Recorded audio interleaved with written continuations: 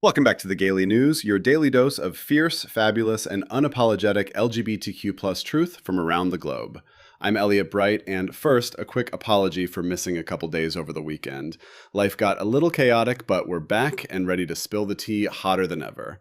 Let's catch up with 5 stories from the last 24 hours that prove the community is everywhere and refusing to be silenced.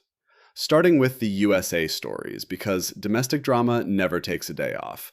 The LGBTQ plus Victory Institute released a new report on rising political violence targeting candidates. Nearly 9 in 10 LGBTQ plus candidates fear harassment, with 1 in 3 receiving death threats online. The Washington, D.C. based group is sounding the alarm ahead of the 2026 midterms, highlighting how this violence threatens not just individuals, but the future of representation itself. Because nothing says democracy like threatening the lives of people brave enough to run for office. Next, the Human Rights Campaign announced new senior leadership hires to advance their LGBTQ+ equality agenda ahead of the 2026 midterms. The hires are aimed at strengthening political and policy efforts as attacks on our rights continue. In Washington, D.C., this move shows the organization is gearing up for battle, refusing to let momentum slip even as the political landscape gets messier. It's a smart play in a year where every seat and every policy fight matters more than ever. And in New Jersey, a new grassroots advocacy group is being credited with helping push the state's trans-affirming SHIELD law. The law protects trans individuals and families from out-of-state interference, a direct response to the hostile national climate. Local organizers in the Garden State turned frustration into action, proving that community power can still force real legislative wins even when federal protections feel shaky.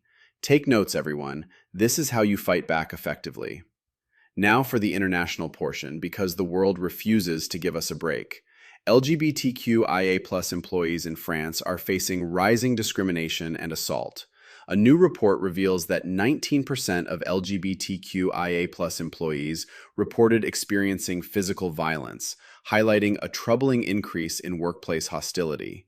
In France, where progress has often been celebrated, these numbers are a stark reminder that safety at work is still not guaranteed for everyone, and more needs to be done to turn rhetoric into real protection. Finally, international perspectives on supporting LGBTIQ+ people with cancer continue to gain attention through events and discussions. Experts are highlighting unique psychosocial challenges, disparities in healthcare experiences, and the need for affirming care that sees the whole person. From virtual learning programs to global calls for better support, advocates are pushing for equity so no one faces a diagnosis alone with added layers of stigma or ignorance. Because cancer doesn't care about your identity, but far too many healthcare systems still do.